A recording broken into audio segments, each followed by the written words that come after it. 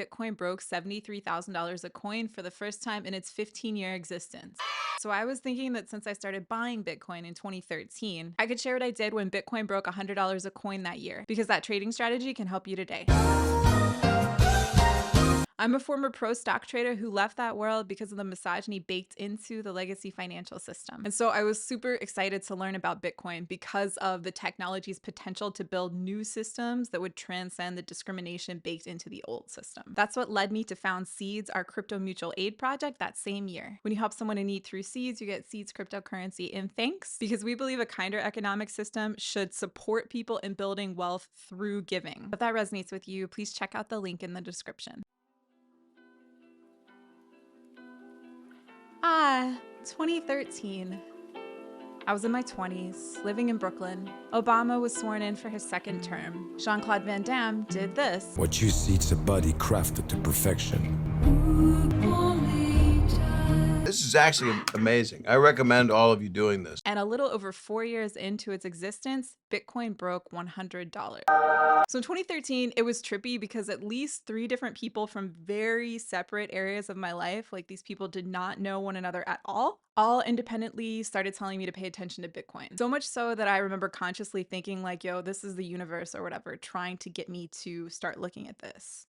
So I did. Then in October of 2013, the FBI and Europol shut down Silk Road, which, if unfamiliar, was basically like the eBay for hitmen and drugs. LOL. And because Bitcoin allows for anonymized transactions, people on Silk Road use Bitcoin to pay. This happening was the bane of crypto's existence for that market cycle, because all of the negative press made people in the mainstream assume that everything about Bitcoin must be illicit and evil.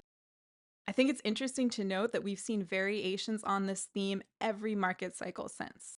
It's annoying because it always drives down the price and it actually makes it harder for Seeds to raise money to help people in need. But in another sense, it's also awesome for the crypto trader because that negative energy has to be cleared away. And as it is cleared out, you can see these awesome opportunities to buy when the market is down. So unsurprisingly, when this happened in October of 2013, the price collapsed. Bitcoin first broke $100 a coin in April of 2013, peaking at about $263 a coin, which was an enormous deal at the time. But on the news that Silk Road had been shut down, the market value of Bitcoin dropped to about $90 a coin. Which brings me to tip number 1.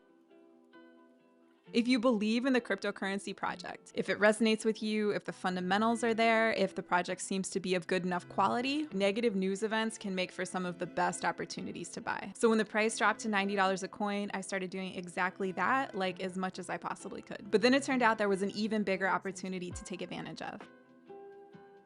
When reviewing the graphs, I noticed that in April of 2013, when Bitcoin hit its previous all-time highs, Litecoin, which at the time was really the only other cryptocurrency around, it was then thought to be the silver to Bitcoin's gold, had hit its all-time highs as well of about $6 a coin. Seeing this made me wonder that if Bitcoin were to go back up and test its previous all-time highs of $263 a coin, which I assumed was likely to happen, would Litecoin end up doing the same thing also? And in October 2013, when the Silk Road debacle had driven sector prices down, the price of Litecoin had dropped to about $1.76 a coin when I took a look. So then I did a little math. Bitcoin was $90, and if it went back up to test its all-time highs of $263, that was about a 2.92x return. If Litecoin did the same thing, scaling up from $1.76 a coin back to $6 a coin, that would be a return of 3.4x. So the question became, would the cheaper cryptocurrency actually make for the more profitable trade? And it turns out it totally did. I loaded up on Litecoin as much as I could, and by December of 2013, it had gone up to $42 a coin for an increase of nearly 24x. And Bitcoin went up a lot too. By January of 2014, it hit new all-time highs of around $1,100 a coin. I was able to sell near the highs, and it was like nearly the best trade I've ever made in my life. And that was amazing, but it meant for an increase of about 12x, which meant that the Litecoin trade was way more profitable.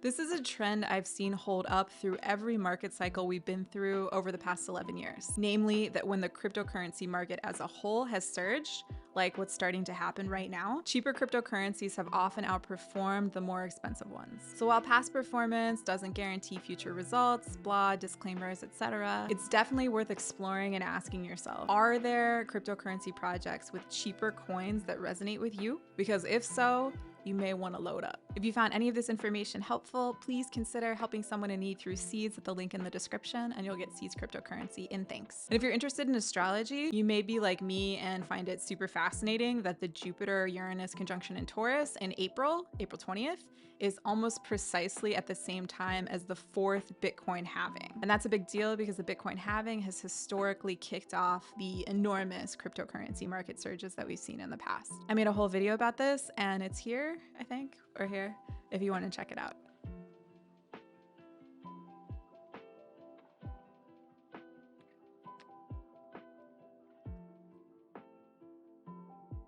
I love this puppy.